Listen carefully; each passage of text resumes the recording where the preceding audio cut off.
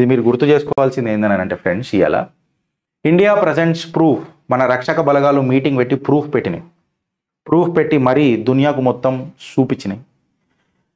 ఎక్కడెక్కడైతే టార్గెట్లు చేసినామో ఒక పెద్ద మీటింగ్ పెట్టి చూపించినాయి. అదే ఎక్కడ మా రఫేల్ పడ్డది రానంటే సోషల్ మీడియాలో సెర్చ్ చేసుకో అని చెప్పి ఈ షరీఫ్ గారు చెప్తాడు.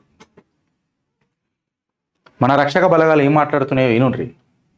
If Pakistan dares to take any action, Pakistan knows what we're going to do, response will be bloody. రక్తంలలో ముంచుతాం అని చెప్పి చెప్తున్నారు సీదా. ఒక్క ఎస్కలేషన్ అయినా పాకిస్తాన్ నుంచి రాని, రక్తంలో ముంచుతాం బిడ్డ అని చెప్పి చెప్తున్నారు. ఇప్పుడు ఇంకేమని అన్నారు, our job is to hit the targets, not counting the body bags. We have hit them 100% accuracy and let Pakistan count casualties. ఆయన ఏమని అన్నాడు, మా జాబు, ఆర్మ్డ్ ఫోర్సెస్ జాబు టార్గెట్లు కొట్టడం. మేము కొట్టుడు కూడా ఎట్లా కొట్టినాం, 100% అక్యురేట్తో కొట్టినాం. ఇక ఎవడెవడిని ఏ ఖబర్లలో పెట్టి పెడతారన్నది మాకు కాదు, మేము లెక్క పెట్టాం. కొట్టుడు మాత్రం పక్కా, కొట్టినాక ఎంతమంది అన్న పోనీ. ఇక ఇట్లా మాట్లాడుతున్నారు రక్షక బలగాలు. అంటే ఇంత ఫ్రీ హ్యాండ్ ఇచ్చి రోజు చూడండి.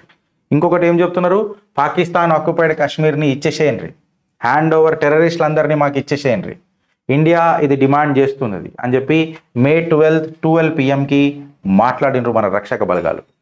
మాకు మీడియేషన్ ఇవ్వడదు అవసరం లేదు, మా సామర్థ్యాన్ని మేము చేసుకుంటాం, మాకెవ్వడు బలం వద్దు, మా బలగాలే మాకు బలం అని చెప్పి ఇలా రక్షక బలగాలు మాట్లాడుతున్నాయి. ఇలా నరేంద్ర మోడీ మాట్లాడుతున్నాడు ఆ మాట.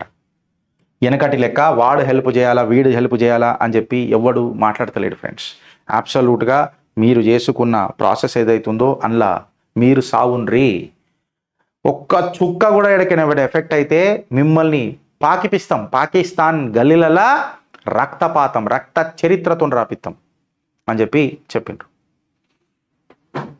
మీ సీజ్ ఫైర్కి కంప్లీట్గా చిట్టా నేను ఇప్పిన, ఎందుకు ఏమైంది అని. ఇందిరా గాంధీ మాకు యాద వస్తుంది అని అంటే బరబ్బర్ యాద రావాలా, ఎందుకు యాద రావాలని కూడా చెప్పిన, మంచి చెప్పిన, నెగటివ్ కూడా చెప్పిన, ప్రోస్ అండ్ కాన్స్ రెండు చెప్పిన. ఎవడెవడైతే మాకు హాఫ్ నాలెడ్జ్ అన్నాడో, ఎస్ మాకు హాఫ్ నాలెడ్జే ఉన్నది, నువ్వు మాకు వచ్చి ట్యూషన్ చెప్పు, మళ్ళీ వానికి కూడా ఇలా సమాధానం ఇచ్చినాం. అరే ఇది దేశానికి సంబంధించింది, నేను ఖచ్చితంగా రెస్పాన్స్ ఇస్తా, నువ్వు నన్ను అనుకో, దేశానికి వచ్చినప్పుడు నువ్వు మాట్లాడకు. ప్లస్ ఓవరాల్గా మేము పెట్టిన పాట రాముడికి సంబంధించిన పాట, నా ధర్మానికి సంబంధించిన పాట. నువ్వు నన్ను వ్యక్తిగతంగా నన్ను ఇద్దరు ముగ్గురు తిట్టిండ్రు, అమ్మ నక్కని ఏమో తిట్టిరు, నేను దాన్ని పట్టించుకుంటలేను. బట్ నువ్వు నా ధర్మానికి వచ్చినప్పుడు మాట్లాడినప్పుడు, నా రాముడు పాట గురించి మాట్లాడినప్పుడు నేను ఖచ్చితంగా మాట్లాడతా.